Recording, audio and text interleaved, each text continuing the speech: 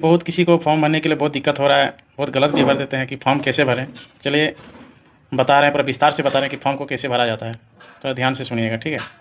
जैसे कि ये पहला कॉलम जो दिया गया है, पहला कॉलम उसी के लिए है जो 2003 में वोट दिया है, 2003 में उसका नाम है, लिस्ट में नाम है, ठीक है। तो ये पहला कॉलम में दिया गया जैसे मतदाता का नाम, इसमें वोटर का नाम भरा जाएगा। इसके बाद एपिक संख्या यदि उपलब्ध हो, अगर 2003 का लिस्ट में अगर वोटर आईडी नंबर दिया है तो ये कॉलम भरा जाएगा, अगर नहीं दिया है तो छोड़ दीजिएगा। ये रिश्तेदार का नाम, उसमें आपका रिश्तेदार में क्या नाम है वो रिश्तेदार का नाम भरा जाएगा। ये है 4 नंबर में है संबंध, उसमें वोटर जो है उससे ये रिश्तेदार से क्या संबंध है वही संबंध भरा जाएगा। जैसे पिता है तो पिता, माता है तो माता, पति है तो पति। जिला, किस जिला से है वो जिला भरा जाएगा। राज्य, फिर विधानसभा क्षेत्र का नाम, ठीक है। ये कॉलम जो दिया गया है विधानसभा क्षेत्र संख्या, इसके नीचे भरा जाएगा आपका विधानसभा क्षेत्र का संख्या कितना था वो भरा जाएगा।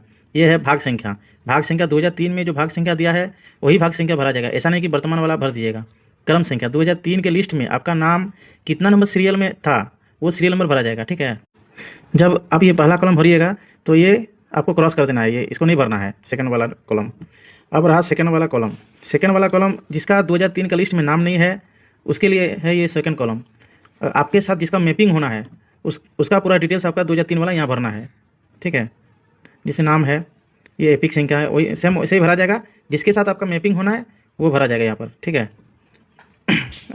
अगर आप बहू है तो बहू है तो अपना मायके का रिश्तेदार वाला से मैपिंग होगा, ऐसा नहीं कि आपका ससुराल वाला भर दीजिएगा। आपका मायके वाला, आपका माता या पिता, अगर माता पिता नहीं है तो ये आपका दादा दादी का भरा जाएगा डिटेल्स यहाँ 2003 वाला। अब आ गया आपका ये third number column. Third number column में आपका वर्तमान वाला भरा जाएगा, ठीक है। बहुत कोई गलती से आपका इधर में भर देता है, मगर आपको लेफ्ट साइड नहीं भरना है, आपको कॉलम दिया गया भरने के लिए राइट साइड में, ठीक है। ये ध्यान में रखिएगा, बहुत कोई गलती में कर देता है, गलती से इधर बाएं वाला भर देता है।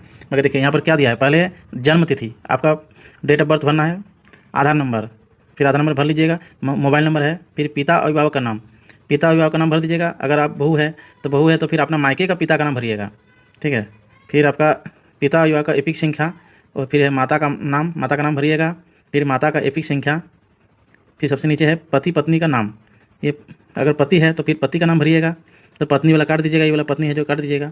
फिर नीचे सबसे नीचे है पति पत्नी का एपिक संख्या। अभी वर्तमान वाला इसका वोटर आईडी नंबर भरिएगा, ऐसा नहीं कि 2003 वाला भर दीजिएगा। वर्तमान में जो वोटर आईडी है वो वोटर आईडी नंबर वर्तमान वाला, ये नीचे वाला कॉलम जो आपका है ये वर्तमान वाला भरने के लिए, ठीक है, याद में रखिएगा। और आपका जिसका फॉर्म है उसका यहाँ साइन होगा, पूरा क्लियर लिखा हुआ है, मतदाता या परिवार के किसी वयस्क सदस्य के हस्ताक्षर, इसके ऊपर में जो जगह दिया है यहीं पर आपका साइन होगा, फिर डेट भर दीजिएगा, नीचे बीएलओ का साइन होगा, ठीक है। और फिर भी अगर आपको फॉर्म भरने में